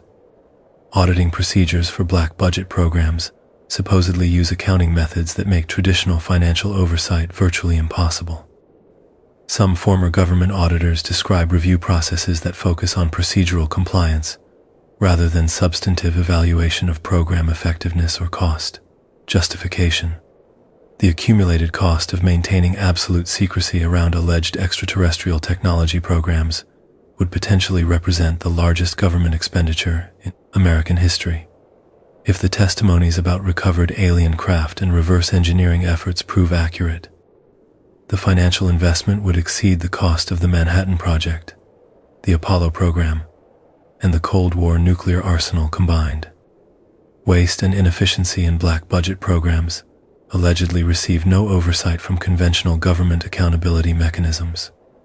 Some accounts describe cost overruns and failed projects that would create major scandals if they occurred in acknowledged programs, but remain hidden behind classification barriers that prevent public scrutiny. In the hidden ledgers of America's secret spending, some say, lies evidence of investments in possibilities that could transform human civilization or represent the greatest financial deception in government history. The desert facility that emerged from Cold War secrecy has evolved dramatically in the 21st century, adapting to new technologies and changing global threats while maintaining the same obsessive commitment to secrecy that has defined Area 51 for over 70 years. Satellite imagery from recent years reveals ongoing expansion and modernization that suggests the facility's mission has grown rather than diminished in the digital age. The most visible changes involve massive construction projects that dwarf even the ambitious building programs of previous decades. New hangars appearing in satellite photographs exceed the size of aircraft manufacturing facilities, with dimensions that suggest they're designed to house vehicles far larger than any publicly acknowledged military aircraft. These structures appear virtually overnight in time-lapse satellite imagery, indicating construction techniques that prioritize speed and secrecy over conventional building methods. Runway extensions completed in the 2000s stretched the main landing strip to lengths that serve no apparent purpose for known aircraft types. The extended runway now measures over 28,000 feet, making it one of the longest airfields in the world. Such extraordinary length suggests aircraft with performance characteristics that require unprecedented takeoff and landing distances, or perhaps vehicles that aren't aircraft at all in the conventional sense. The drone revolution has transformed military aviation since the early 2000s, and Area 51 has played a central role in developing unmanned systems that operate beyond public knowledge. The RQ-170 Sentinel, revealed only after one crashed in Iran in 2011, represented just the beginning of drone programs that allegedly push the boundaries of autonomous flight technology. Some former workers claim that current drone development at Area 51 involves vehicles that challenge fundamental assumptions about unmanned flight. These alleged systems supposedly demonstrate intelligence levels that blur the line between remote control and true artificial consciousness. The implications of autonomous aircraft capable of making strategic decisions without human oversight raise questions that extend far beyond military applications. Artificial intelligence research allegedly conducted at the facility reportedly focuses on applications that won't be publicly acknowledged for decades. Some accounts describe AI systems designed to operate alien technologies that human operators cannot safely control. Others suggest machine learning programs that analyze recovered extraterrestrial materials to identify principles that human scientists haven't yet discovered. The cybersecurity challenges of operating the world's most sensitive facility in an era of global internet connectivity require security measures that exceed anything implemented at conventional military installations. Digital surveillance systems reportedly monitor not just physical approaches to the facility, but electronic attempts to penetrate computer networks that might contain classified information. Social media monitoring allegedly extends Area 51's security perimeter into cyberspace, tracking online discussions and satellite imagery analysis that might reveal sensitive information about facility operations. Some former security personnel describe digital counterintelligence programs that actively work to discredit accurate information about classified activities, while encouraging false theories that obscure the truth. The phenomenon of internet culture's obsession with Area 51 reached its peak in 2019 with the viral Storm Area 51 event that attracted global attention. While the event itself proved largely harmless, the security response demonstrated the facility's continued importance and the government's ongoing commitment to protecting its secrets through any means necessary. Generational changes in facility personnel allegedly reflect broader transformations in how classified programs recruit and retain employees. Younger workers bring technical skills essential for modern operations, but also present security challenges in an era when digital communication makes maintaining secrecy more difficult than ever before. Current aerospace development allegedly focuses on technologies that operate on principles unknown to publicly acknowledged science. Some accounts describe propulsion systems that manipulate electromagnetic fields to achieve flight characteristics that appear impossible according to conventional aerodynamics. Others suggest energy systems that draw power from sources that remain classified at the highest levels of government secrecy. The expansion of underground facilities reportedly continues with excavation projects that utilize tunneling technologies far more advanced than those available to civilian construction projects. Some satellite analysts point to subsidence patterns that suggest massive underground construction, extending far beyond the visible facility boundaries. International cooperation on classified aerospace programs allegedly includes sharing of technologies and research data with allied nations under security agreements that exceed even nuclear weapons partnerships. Some accounts describe joint programs with foreign governments that involve studying materials and technologies of unknown origin. Climate change adaptation at the facility reportedly includes infrastructure modifications designed to ensure continuous operations, despite increasing desert temperatures and extreme weather events. Some accounts describe underground cooling systems and backup power sources that could maintain critical operations even during extended surface facility shutdowns. Modern communication systems at Area 51 allegedly utilize quantum encryption and other advanced technologies to prevent electronic surveillance by foreign intelligence services. The facility's digital infrastructure supposedly operates through networks that remain isolated from conventional internet connections to prevent cyber attacks or data breaches. Space surveillance capabilities allegedly developed at the facility exceed those of publicly acknowledged tracking systems. Some accounts describe sensor networks capable of detecting and analyzing objects in Earth orbit with precision that surpasses anything admitted by official space monitoring programs.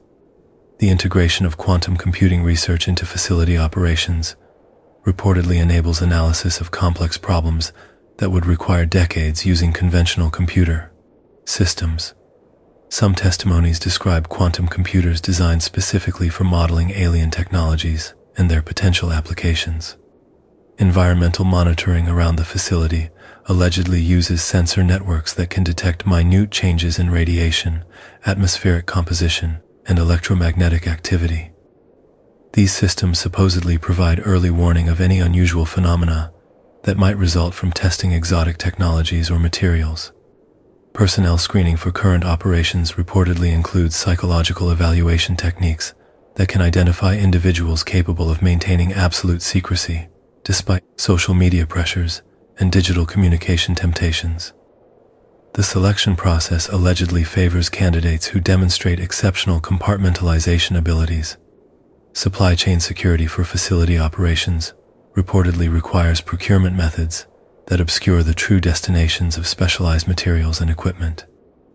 Some accounts describe logistics networks that route sensitive shipments through multiple intermediaries to prevent tracking by foreign intelligence services. The future of Area 51 reportedly includes expansion plans that would double or triple the facility's size over the coming decades. These development projects allegedly prepare for programs that will require even greater secrecy and more advanced infrastructure than current operations. Recent developments in government disclosure about unidentified aerial phenomena have raised questions about whether decades of secrecy around Area 51 might gradually give way to more transparency. Some researchers suggest that controlled disclosure represents preparation for revelations that would fundamentally change public understanding of what takes place in the. Yet the facility's expansion continues unabated, suggesting that its most sensitive missions remain as classified as ever. In the digital age, some secrets apparently require even greater protection than they did during the Cold War. The desert keeps evolving, but it still keeps its secrets. In the twilight years of their lives, some former workers at Area 51 have chosen to break decades of silence, sharing stories that challenge everything the public believes about America's most secret facility. These deathbed confessions and retirement revelations paint a picture of technologies and discoveries that remain hidden from the world, protected by oaths that weigh heavily on aging consciences. The pattern of late-life disclosure follows a predictable timeline. Workers spend decades maintaining absolute silence about their experiences, bound by security agreements that carry severe criminal penalties for violation. But as retirement approaches and health declines, some find the burden of keeping extraordinary secrets becomes unbearable. They begin speaking to family members, researchers, and journalists, sharing accounts that often sound impossible, but carry the weight of lived experience. Edgar Fuchs, who claimed to have worked on classified aerospace projects, spoke publicly in the 1990s about aircraft that utilized anti-gravity propulsion systems. According to his testimony, these vehicles operated on principles that conventional physics couldn't explain, achieving flight characteristics that made conventional aircraft seem primitive by comparison. Fuchs described technologies that remained decades ahead of anything publicly acknowledged. Boyd Bushman, a senior research engineer at Lockheed Martin, released photographs and testimony shortly before his death that allegedly showed alien beings and spacecraft studied at Area 51. His account described ongoing programs to reverse engineer extraterrestrial technologies, with varying degrees of success in understanding and duplicating alien propulsion systems. Bushman's technical background lent credibility to claims that would otherwise seem fantastic. The psychological toll of maintaining such extraordinary secrets becomes apparent in these testimonies. Many former workers describe feelings of isolation and burden that accumulated over decades of silence. They speak of watching scientific breakthroughs that they knew originated from classified research but couldn't acknowledge publicly. The weight of possessing knowledge that could transform human understanding while being forbidden to share it reportedly affected many personnel throughout their careers. Some testimonies describe specific incidents that challenged the witnesses' understanding of reality.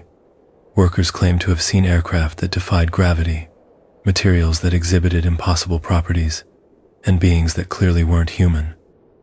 The consistency of details across independent accounts from different time periods suggests either remarkable coordination among fabricators or genuine experiences that transcend conventional explanation.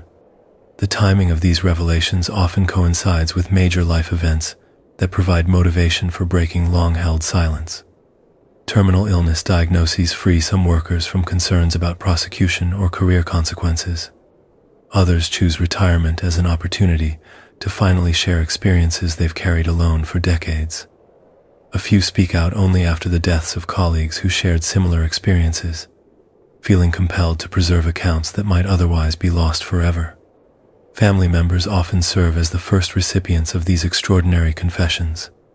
Adult children describe elderly parents sharing stories about impossible technologies and alien encounters that sound like science fiction but are delivered with the quiet conviction of eyewitness testimony. These family revelations sometimes remain private for years before finding their way to researchers and journalists. The credibility factors surrounding these testimonies vary considerably. Some former workers provide documentation, photographs, or physical evidence that supports their claims. Others offer only personal accounts that cannot be independently verified. The most compelling testimonies come from individuals with verifiable employment, histories, and technical expertise that makes their claims more difficult to dismiss as fantasy or attention-seeking behavior. Corroborating details across multiple independent testimonies provide some of the strongest evidence for extraordinary claims. When different witnesses from different time periods describe similar technologies, locations, or procedures, The consistency suggests either shared experiences or remarkably coordinated deception. The technical precision of many accounts exceeds what casual observers could fabricate without specialized knowledge. Government response to these testimonies follows predictable patterns of denial and discrediting. Officials typically claim that former workers are either mistaken about what they observed, suffering from age-related mental decline, or seeking attention through sensational claims. Attempts to verify employment records often encounter missing files or classification barriers that prevent independent confirmation. The compartmentalized nature of classified work often limits the scope of individual testimonies. Most former workers describe only narrow aspects of larger programs, having been deliberately isolated from complete understanding of their projects. This compartmentalization makes it difficult to construct comprehensive pictures of alleged activities from individual accounts, but it also makes coordination among fabricators more challenging. Some former workers describe moral conflicts about their participation in programs that they believed involved extraterrestrial technology. These individuals express concerns about humanity's readiness for such revelations and question whether governments have the right to withhold discoveries that could benefit all mankind. The ethical dimensions of secrecy weigh heavily on some consciences as workers face the end of their lives. The medical community occasionally encounters former workers seeking treatment for stress-related conditions allegedly connected to their classified experiences. Some physicians report treating patients who describe symptoms consistent with exposure to unknown technologies or traumatic encounters with non-human entities. These medical accounts remain confidential, but add another dimension to the testimonial evidence. Documentation destruction allegedly prevents many former workers from providing physical evidence to support their claims.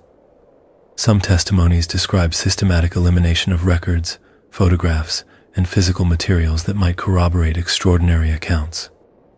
The absence of documentation becomes both a limitation of the testimonies and, potentially, evidence of efforts to suppress proof of extraordinary programs.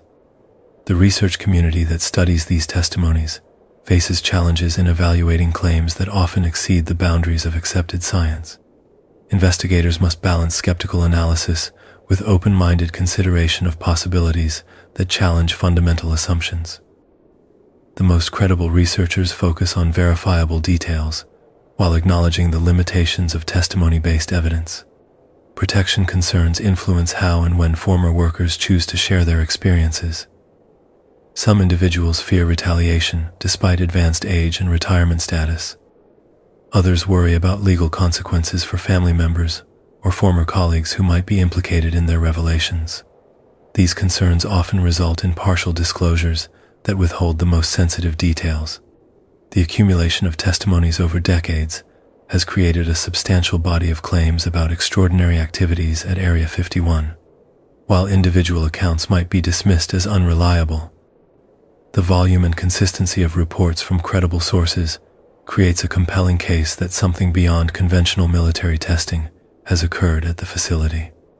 The aging population of Cold War-era workers creates urgency around documenting these accounts before the witnesses pass away. Researchers recognize that the window for gathering first-hand testimonies about alleged events from the 1950s through 1980s is rapidly closing. In hospital rooms and retirement homes across America, some say, the last witnesses to impossible secrets are deciding whether to carry their knowledge to the grave or share it with a world that may not be ready to believe. After more than 70 years of speculation, investigation, and testimony, the truth about Area 51 remains as elusive as the desert mirages that dance across the Nevada landscape. The accumulated evidence presents a puzzle with pieces that seem to support radically different conclusions, depending on which fragments receive the greatest weight and how they're assembled into coherent narratives. The believer case rests on a foundation of consistent witness testimonies spanning multiple decades.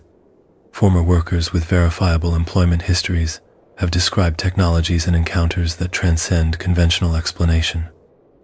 The technical precision of their accounts, combined with their willingness to face ridicule and potential prosecution, suggests experiences that transform their understanding of reality. Bob Lazar's detailed descriptions of alien propulsion systems, corroborated by other witnesses who independently described similar technologies, provide compelling evidence for extraordinary programs hidden within the facility. The financial evidence adds substantial weight to claims of secret programs that exceed acknowledged military research. Black budget allocations that dwarf the costs of conventional aircraft development suggest projects that require resources consistent with reverse engineering alien technologies. The scale of underground construction visible through satellite analysis indicates infrastructure investments that make sense only if they support programs of extraordinary sensitivity and importance. Physical evidence, while limited, includes materials and phenomena that challenge conventional explanation. Photographs of unusual aircraft, radar recordings of impossible flight patterns, and documented encounters with vehicles that demonstrate capabilities beyond known technology create a body of evidence that resists easy dismissal. The government's extreme security measures around Area 51 far exceed those protecting conventional military secrets, suggesting that something genuinely extraordinary requires such elaborate concealment. The skeptical response challenges virtually every aspect of the believer narrative through alternative explanations grounded in conventional science and psychology. Advanced military aircraft programs provide plausible explanations for many UFO sightings near Area 51, particularly during periods of intensive testing like the U-2 and A-12 programs. The government's willingness to allow UFO speculation may actually serve intelligence purposes by providing cover for classified aerospace development. Witness testimony reliability faces challenges from the passage of time, the psychological stress of working in highly classified environments, and the human tendency to misinterpret or embellish unusual experiences. The compartmentalized nature of classified work means that few individuals possessed complete knowledge of their programs, making comprehensive testimonies inherently suspect. Some accounts may reflect genuine experiences with advanced but conventional technologies that seemed impossible when first encountered. The absence of physical evidence that can withstand scientific scrutiny remains the strongest argument against extraordinary claims. Despite decades of alleged alien technology research, no materials or devices have emerged that demonstrate capabilities beyond current human understanding. The scientific community's rejection of claims about anti-gravity, propulsion, and exotic materials reflects the lack of reproducible evidence that would support such. Alternative explanations for financial anomalies include legitimate but highly classified research into conventional technologies that require unprecedented security measures, quantum computing, advanced materials, science, and directed energy weapons represent areas where breakthrough research might justify extreme secrecy and substantial financial investment without involving extraterrestrial technology. The middle ground between belief and skepticism acknowledges genuine mysteries while avoiding conclusions that exceed available evidence. Some activities at Area 51 clearly transcend routine military aircraft testing, but the nature of those activities remains genuinely unknown. The facility may house research into exotic propulsion concepts, recovered foreign technologies, or theoretical physics applications that don't require alien origins to justify extreme secrecy. The classification system itself creates an epistemological problem that makes definitive conclusions impossible. When evidence remains hidden behind layers of government secrecy, public evaluation must rely on incomplete information that can support multiple interpretations. The absence of official acknowledgement doesn't prove extraordinary claims, but it also doesn't disprove them when the evidence exists in classified form. Pattern analysis of UFO sightings, facility expansion, and technological breakthroughs suggest correlations that merit investigation, even if they don't prove causation. The timing of aerospace advances, the concentration of unusual phenomena around classified facilities, and the consistency of witness accounts across decades create patterns that resist easy explanation through conventional means alone. The psychological dimension of the Area 51 phenomenon reflects deep human needs for mystery and transcendence in an increasingly transparent world. The facility serves as a focal point for beliefs about government secrecy, technological possibility, and humanity's place in the universe. These psychological factors influence both believers and skeptics, potentially distorting objective evaluation of available evidence. Cultural impact analysis reveals how Area 51 has shaped public consciousness about government secrecy and extraterrestrial possibility. The facility's legendary status influences witness testimony, media coverage, and public expectations in ways that complicate efforts to separate fact from fiction. Popular culture representations may create feedback loops that affect how people interpret ambiguous experiences. The burden of proof question highlights fundamental disagreements about evidential standards for extraordinary claims. Believers argue that government secrecy makes conventional scientific proof impossible, while skeptics maintain that extraordinary claims require extraordinary evidence regardless of classification barriers. The tension between these positions creates an ongoing debate that may never reach satisfactory resolution. Future disclosure possibilities depend on political decisions about declassification that remain unpredictable. The recent acknowledgement of unidentified aerial phenomena by government officials suggests changing attitudes toward transparency. But the most sensitive secrets may remain protected indefinitely. Technological advances in surveillance and analysis may eventually force disclosure of activities that currently remain hidden. The limitation of knowledge about Area 51 reflects broader challenges in evaluating claims that exist at the intersection of classified information, advanced technology, and extraordinary possibilities. The facility represents a unique case where normal methods of investigation and verification cannot function effectively due to security restrictions that may or may not be justified by the underlying realities. Scientific methodology faces unique challenges when applied to phenomena that allegedly operate beyond current theoretical frameworks. The absence of peer review and reproducible experimentation makes scientific evaluation of extraordinary claims inherently difficult, particularly when the claims involve technologies that supposedly transcend known physical laws. The accumulated evidence about Area 51 creates a compelling mystery that resists simple resolution. Whether the facility houses recovered alien technology, revolutionary but conventional research, or something else entirely remains genuinely unknown. The mystery persists not because of insufficient investigation, but because the most crucial evidence remains hidden behind classification barriers that may never be lowered. In the end, Area 51 may represent a question that cannot be definitively answered through public investigation, leaving each observer to weigh incomplete evidence according to their own understanding of possibility and probability. The sun sets once again over the Nevada desert, painting the mountains in shades of amber and gold as darkness settles across the vast emptiness that surrounds Area 51. For more than 70 years, this cycle has repeated while the facility below maintains its secrets, neither confirming nor denying the extraordinary possibilities that capture human imagination across the globe. Perhaps the enduring fascination with Area 51 speaks to something deeper than curiosity about classified aircraft or alien technology.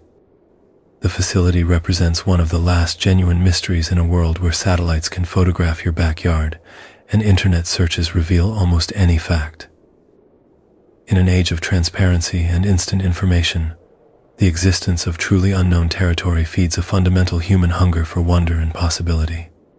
The security perimeter that protects Area 51 also preserves something precious in human experience: the knowledge that some doors remain locked, some questions unanswered, some horizons unexplored. Whether those locked doors hide alien spacecraft or advanced aircraft becomes almost secondary to their symbolic importance as barriers between the known and unknown. Consider the deeper implications of either possibility. If Area 51 houses recovered extraterrestrial technology, humanity possesses proof that intelligence exists beyond our planet, that faster-than-light travel may be possible, that our understanding of physics represents only the beginning of cosmic knowledge. Such revelations would fundamentally transform human civilization, challenging religious beliefs, scientific assumptions, and our place in the universe. Alternatively, if the facility simply protects advanced but conventional military research, it demonstrates the remarkable capacity of democratic governments to maintain absolute secrecy when national security demands it. The mere existence of such elaborate concealment mechanisms raises questions about what other secrets might be hidden in plain sight. What other possibilities remain classified beyond public knowledge? The human cost of such secrecy extends beyond the obvious implications for democratic accountability. Thousands of workers have carried extraordinary secrets throughout their lives, isolated by knowledge they cannot share with spouses, children, or closest friends. The psychological burden of possessing transformative information while being forbidden to contribute to human understanding represents a profound sacrifice for the sake of endurance, national security, or global stability. The families of these workers have lived with the consequences of secrets they cannot begin to imagine. Spouses who noticed personality changes in their partners after classified assignments. Children who sensed their parents carried burdens too heavy for ordinary explanation. The ripple effects of secrecy extend far beyond the individuals directly involved in classified programs. And investigators who have devoted careers to understanding Area 51 represent another dimension of the facility's human impact. Their persistent questioning serves democracy by challenging government secrecy, yet their efforts may also interfere with legitimate national security requirements. The tension between public accountability and necessary secrecy creates ethical dilemmas without clear resolution. Future generations will inherit the questions that surround Area 51, along with whatever truths eventually emerge from decades of classification. Young people today may live to see disclosures that transform human understanding of technology, biology, and our place in the cosmos. Or they may discover that the most extraordinary claims were elaborate deceptions designed to hide conventional but sensitive military programs. The technological implications of either scenario deserve consideration. If reverse engineering programs have successfully duplicated alien technologies, humanity possesses solutions to energy, transportation, and environmental challenges that could revolutionize civilization. The deliberate suppression of such technologies would represent a crime against human progress of unprecedented magnitude. Conversely, if Area 51's research represents the cutting edge of conventional human achievement, the facility demonstrates our species' remarkable capacity for innovation and discovery. The technologies emerging from classified programs may gradually transform civilian life through carefully managed technology transfer that maintains competitive advantages while benefiting humanity. The international dimensions of Area 51's secrets affect global relationships in ways that remain largely hidden from public view. Allied nations may participate in classified programs that bind them to American policies through shared knowledge of extraordinary discoveries. Adversary countries certainly attempt to penetrate the facility's secrets through espionage and analysis, potentially triggering conflicts that escalate without public understanding of their underlying causes. The economic implications of advanced technologies hidden at Area 51 could reshape global markets if they ever reach civilian applications. Energy systems that operate on exotic principles could eliminate fossil fuel dependence overnight. Transportation technologies that manipulate gravity could revolutionize commerce and travel. Medical discoveries based on non-human biology could extend human lifespan indefinitely. The philosophical questions raised by Area 51 transcend issues of government secrecy or technological possibility. The facility forces consideration of humanity's readiness for truths that could fundamentally alter our understanding of reality. Some knowledge may be too transformative for gradual integration into human civilization, requiring careful preparation before disclosure becomes possible. The spiritual dimensions of potential discoveries at Area 51 challenge religious and philosophical frameworks that assume human uniqueness in the universe. Evidence of extraterrestrial intelligence would require fundamental reconsideration of humanity's relationship to cosmic forces, divine purposes, and evolutionary destiny. Such revelations might prove either devastating or liberating for human consciousness. The environmental context of Area 51 reminds us that the facility exists within natural systems that preceded human civilization and will continue long after our species disappears. The desert landscape that conceals extraordinary secrets also hosts ecosystems that operate according to principles older than human technology. This perspective suggests humility about the ultimate significance of whatever secrets lie beneath the Nevada sand. The passage of time gradually erodes the barriers that protect Area 51's mysteries. Aging workers face decisions about carrying secrets to their graves or sharing knowledge with a world that may finally be ready to receive it. Advancing surveillance technologies make complete concealment increasingly difficult. Political pressures for transparency grow stronger with each generation. Yet the facility continues to expand, suggesting that its mission grows rather than diminishes in importance. New hangars, extended runways, and ongoing construction projects indicate that Area 51 remains vital to American national security or human development in ways that transcend historical speculation. Perhaps the greatest secret of Area 51 is that some questions may never receive definitive answers. The facility may represent a permanent frontier between the known and unknown, a place where human curiosity encounters limitations imposed by necessity, wisdom, or forces beyond our current understanding. As the desert stars emerge in the darkening sky above Nevada, they illuminate the same questions that have drawn human eyes upward since our species first wondered about its place in the cosmos. Whether Area 51 houses proof of our cosmic neighbors or simply represents the furthest reach of human achievement, it continues to embody the eternal human quest to push beyond the boundaries of the possible. In the silence of the desert night, the mystery endures.